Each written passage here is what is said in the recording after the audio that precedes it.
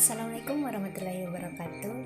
Pada kesempatan kali ini saya akan menjelaskan kembali materi kelompok dari kelompok 1 sampai kelompok 6.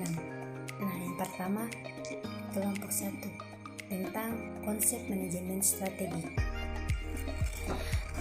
Sebagaimana menurut Richard Panchill, bahwasanya strategi itu merupakan sebuah konseptualisasi yang dinyatakan atau diimplikasikan oleh pemimpin organisasi yang bersangkutan. Adapun yang dimaksud yaitu berupa pertama, sasaran jangka panjang atau tujuan-tujuan pendidikan. Yang kedua, kendala-kendala dan kebijakan-kebijakan yang diterapkan pimpinan. Yang ketiga, kelompok-kelompok rencana dan tujuan-tujuan jangka pendek yang telah diterapkan dengan ekspektasi. Adapun tujuan-tujuan manajemen strategi itu adalah untuk mempertahankan atau mencapai suatu posisi keunggulan dibandingkan dengan pihak pesaing. Dalam artian bahwasanya apa yang telah direncanakan sebelumnya itu akan bertujuan untuk menyaingi sekolah atau lembaga pendidikan lain. Selanjutnya, materi yang kedua yaitu tentang karakteristik, komponen, dimensi, dan proses manajemen strategik dalam dunia pendidikan. Adapun karakteristik manajemen strategik menurut Ahmad Khori, bahwasanya karakteristik manajemen strategik dalam pendidikan adalah yang pertama, perencanaan berskala besar, kedua, rencana strategik berorientasi, yang ketiga, visi dan misi, keempat, adanya keterlibatan pimpinan, dan yang terakhir, hasil rumusan rencana strategik itu diimplementasikan. Adapun komponen manajemen strategik dalam dunia pendidikan yaitu terdiri dari dua. Pertama, komponen perencanaan strategik dan komponen pelaksanaan strategik. Adapun dimensi manajemen dalam dunia pendidikan yaitu dimensi keterlibatan masyarakat, manajemen puncak, kemudian dimensi alokasi dana dan sarana prasarana, ketiga, dimensi waktu keputusan strategi, keempat, dimensi orientasi masa depan, yang kelima, konsekuensi isu strategik yang multifaset, dan yang keenam, dimensi lingkungan eksternal. Adapun proses manajemen strategik dalam dunia pendidikan yaitu melalui perumusan strategik, kedua, implementasi strategik, dan yang ketiga, evaluasi strategik.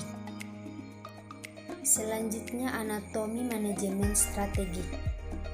Anatomi manajemen strategik itu terdiri dari 6. Yang pertama, adanya respon strategik, kedua, memiliki kualitas dan kuantitas lembaga pendidikan, memiliki pedoman dan prosedur, yang keempat, tercapainya sumber daya manusia, yang kelima, memiliki IT dan komunikasi yang baik, dan yang terakhir, memiliki kapasitas dengan intensitas strategi.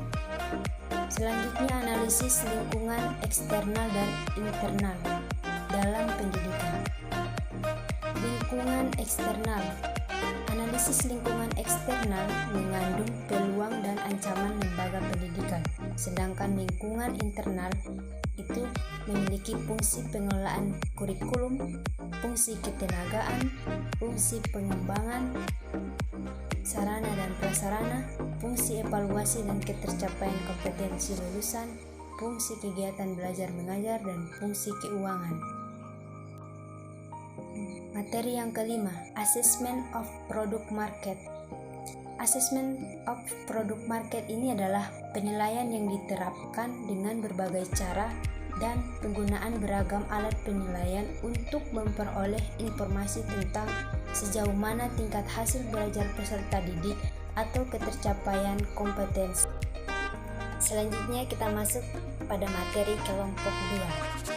Yang pertama tentang lingkungan kompetitif dan analisis pembiayaan perencanaan strategi pendidikan. Lingkungan yang kompetitif dalam pendidikan yaitu yang pertama mengendalikan proses yang berlangsung di sekolah baik kurikuler maupun administrasi, kemudian melibatkan proses diagnosa dan memerlukan partisipasi semua pihak baik itu dari kepala sekolah, guru, staf administrasi, peserta didik, orang tua, dan stakeholders. Adapun analisis pembiayaan perencanaan strategi pendidikan yaitu diawali dengan disusunnya visi dan misi sekolah, kemudian mengadakan strategi perencanaan, dan ketiga mengadakan penyusunan RAPBS dilaksanakan melalui analisis SWOT sederhana. Materi kedua, analisis teori-teori manajemen strategik yang tepat dalam dunia pendidikan, yaitu dengan melakukan analisis kekuatan, analisis kelemahan, analisis peluang, tantangan untuk merancang aktivitas dalam rangka mencapai visi, misi, dan tujuan sekolah yang telah ditentukan. Ketiga, implementasi perubahan strategik dan future direction in strategic, yaitu mengembangkan struktur organisasi pendidikan, menyusun anggaran, memberi motivasi, melakukan modifikasi pada struktur tugas, menetapkan berbagai kebijakan, dan menerapkan pola kepemimpinan internal. Yang keempat itu implementasi teori-teori manajemen strategik dalam dunia pendidikan. Yang pertama itu untuk menganalisis lingkungan lembaga yang diperlukan untuk mendeteksi dan memprediksi peluang dan ancaman lembaga pendidikan. Kemudian untuk menganalisis profil lembaga, apakah lembaga pendidikan tersebut layak atau tidak. Kemudian perumusan visi dan misi. Yang kelima itu evaluasi manajemen strategik dalam meningkatkan mutu pendidikan. Adanya evaluasi yang dilakukan yaitu dengan menyusun rencana evaluasi hasil belajar, kedua menghimpun data, ketiga melakukan verifikasi data, dan keempat itu memberikan interpretasi dan menarik kesimpulan, kemudian dilakukan tindak lanjut hasil evaluasi. Nah, selanjutnya kita masuk pada materi kelompok 3 yaitu yang pertama tentang konsep manajemen strategik sekolah. Konsep manajemen strategik sekolah ini adalah manajemen strategik yang diterapkan dalam manajemen sekolah yang menjadi kunci efektifnya pelaksanaan program dan kegiatan untuk mencapai tujuan pendidikan dan adanya peningkatan mutu. Kedua, tahapan-tahapan dalam manajemen strategik pendidikan, yaitu terdapat 3 tahapan melalui perumusan strategik, implementasi strategik, dan dilakukan evaluasi strategik.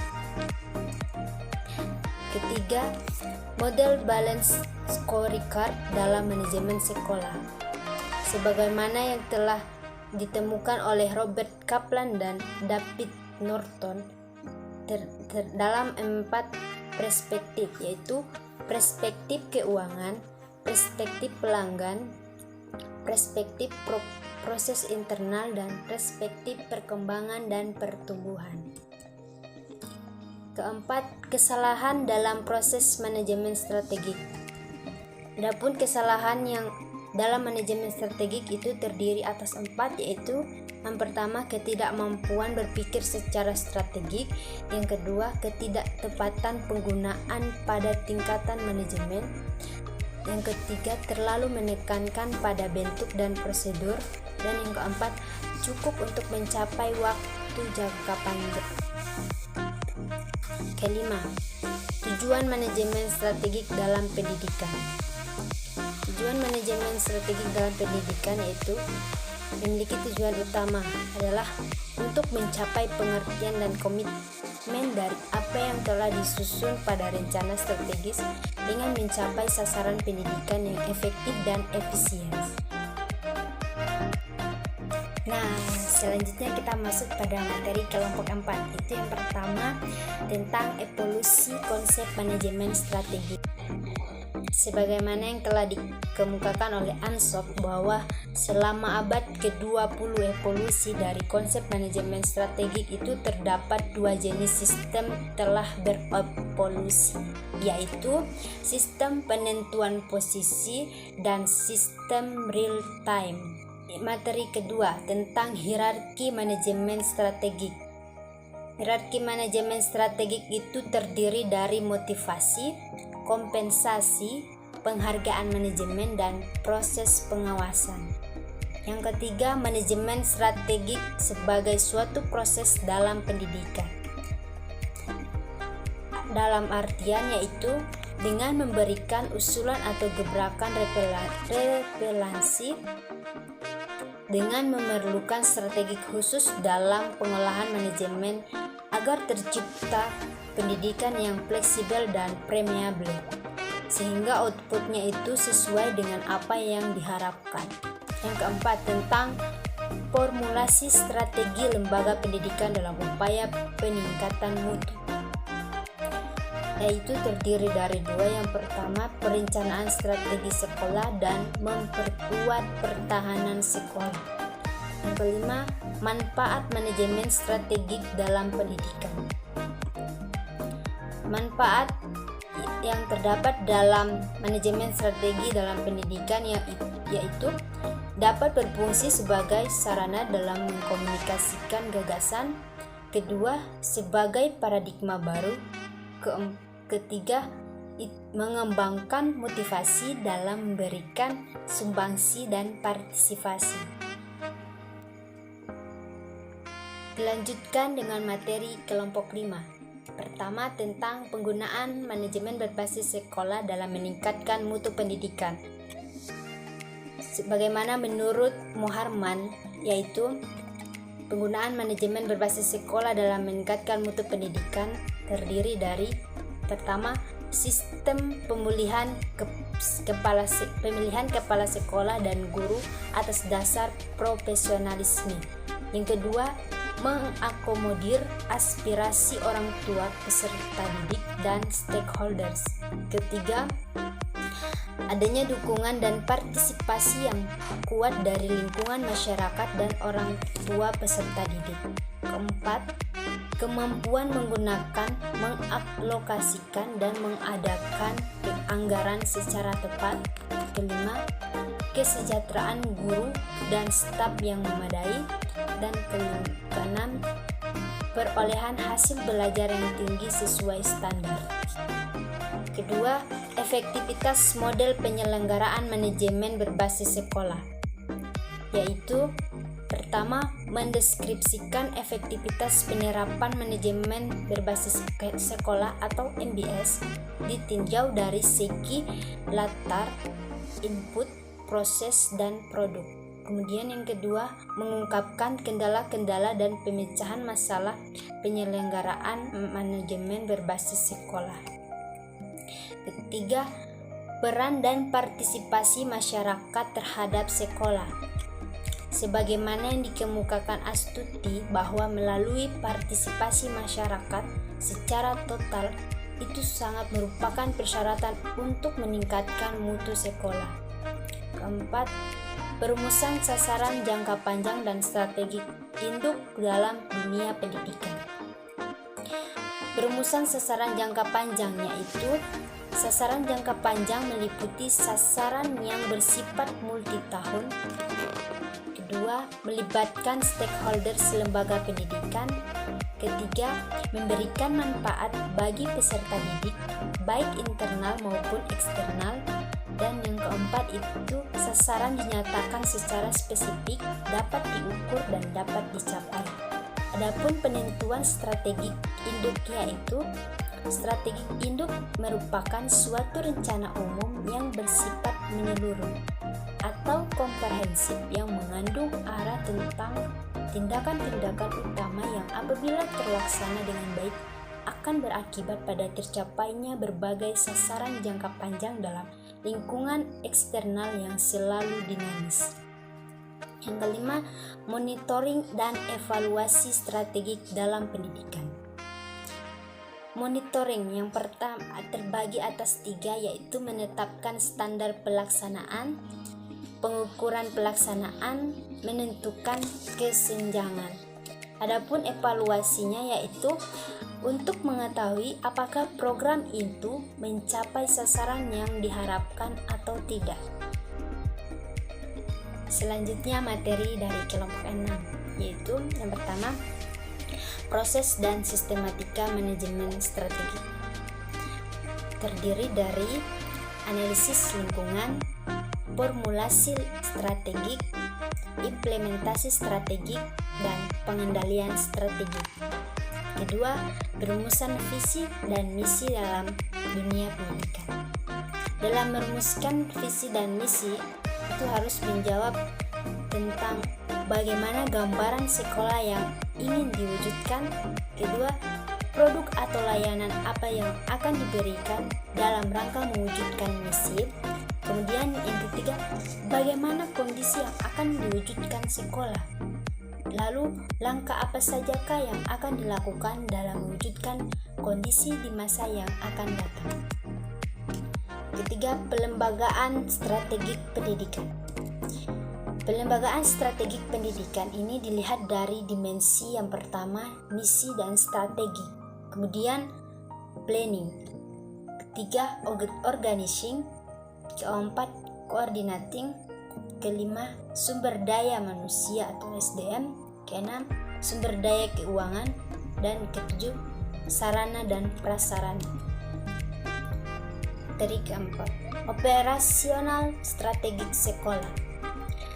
Menurut Hani Handoko, operasional strategi sekolah yaitu pertama, untuk mencapai tujuan. Kedua, untuk menjaga keseimbangan di antara tujuan yang saling bertentangan. Dan yang ketiga, untuk mencapai efisiensi dan efektivitas. Kelima, manajemen strategik sekolah dalam menghadapi persaingan mudah. Terdiri dari 2, yaitu posisi formulasi dan implementasi. Terima kasih.